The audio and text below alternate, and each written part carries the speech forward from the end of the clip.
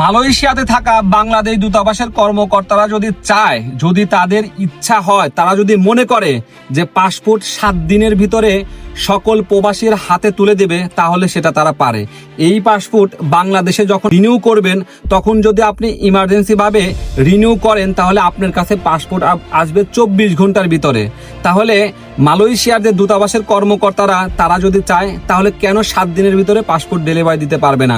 মালয়েশিয়াতে অনেক সমস্যা আছে, তার ভিতরে সব থেকে বড় সমস্যার ভিতরে একটা সমস্যা হচ্ছে ঠিক মতন মালয়েশিয়াতে থাকা প্রবাসীরা পাসপোর্ট রিনিউ করলে সেই পাসপোর্ট সহজে তাদের হাতে পায় না। অনেক মালয়েশিয়াতে থাকা প্রবাসীরা তারা কি হয়ে যায়, পাসপোর্ট না পাওয়ার কারণের জন্য অবৈধ হয়ে যায়।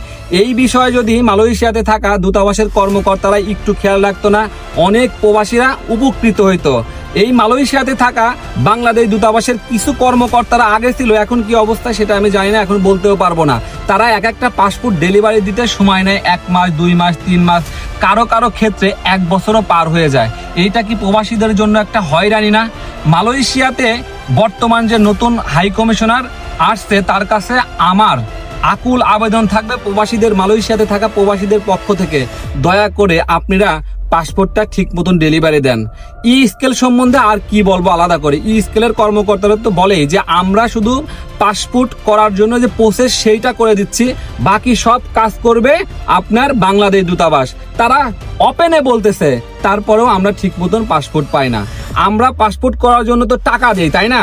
আমরা পাসপোর্ট করার জন্য যে চার্জ, সরকারি চার্জ, সেটা তো দেই। তারপরেও কিসের জন্য আপনারা পাসপোর্ট ঠিকঠাক ভাবে আমাদের কাছে ডেলিভারি দিতে পারেন না?